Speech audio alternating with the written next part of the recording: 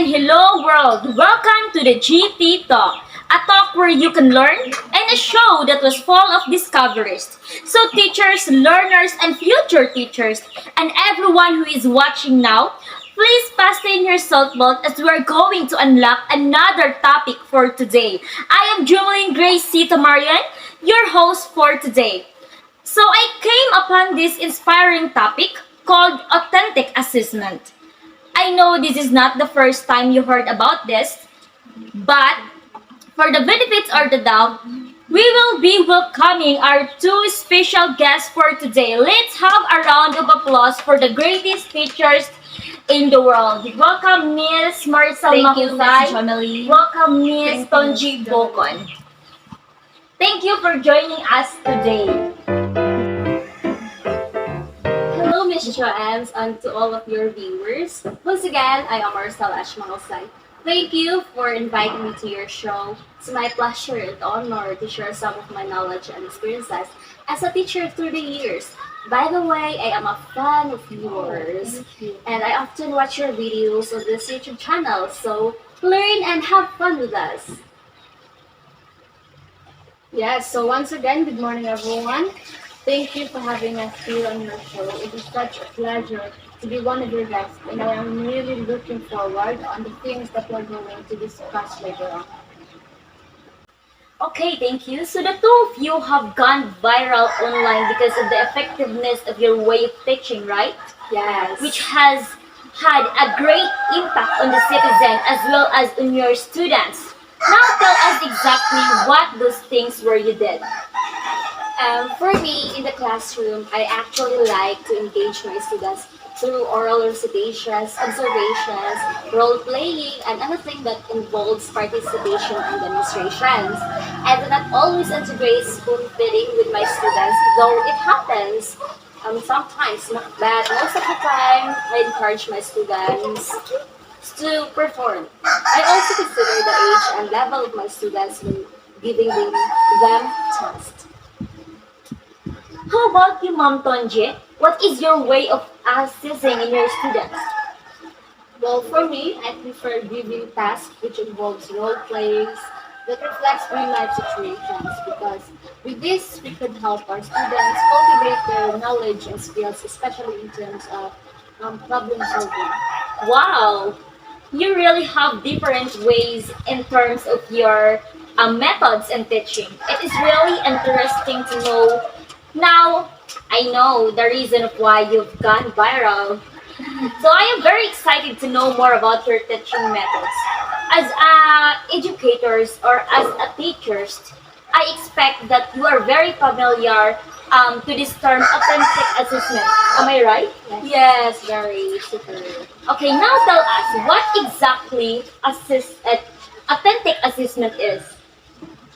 For me, as a teacher, according to John Weller 2011, authentic assessment is a form of assessment in which students are asked to perform real-world tasks that demonstrate meaningful application of essential knowledge and skills.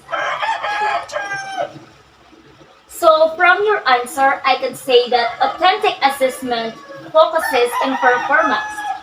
Can I ask what is difference between traditional assessment and authentic assessment?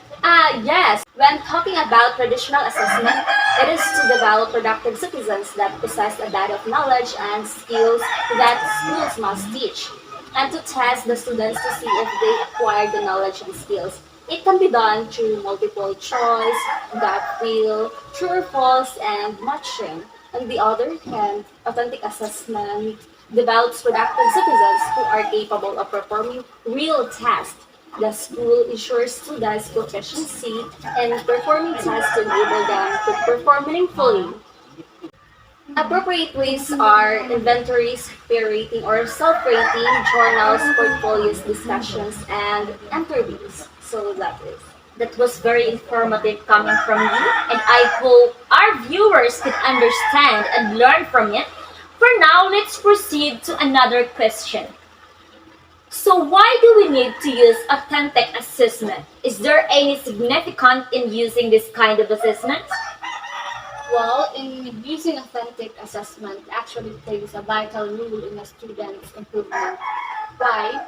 It is because uh, it is because authentic assessment encompasses the use of creative thinking of the students. It will test their knowledge and skills, especially in some realistic situations. And the significance of using such assessment is that it will help the students, especially in the future, to be able to properly handle situations and apply their skills in terms of problem solving.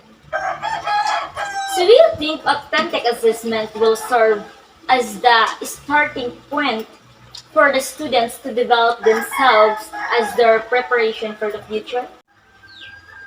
Yes, I think so too, since as I just mentioned, it helps the learners to be more equipped in the future. Since the purpose of assessment is to mold the students' abilities and enhance their graduate employability as well as their work readiness after they finish their studies in the near future. How about quality assessment in retrospect? What does it mean?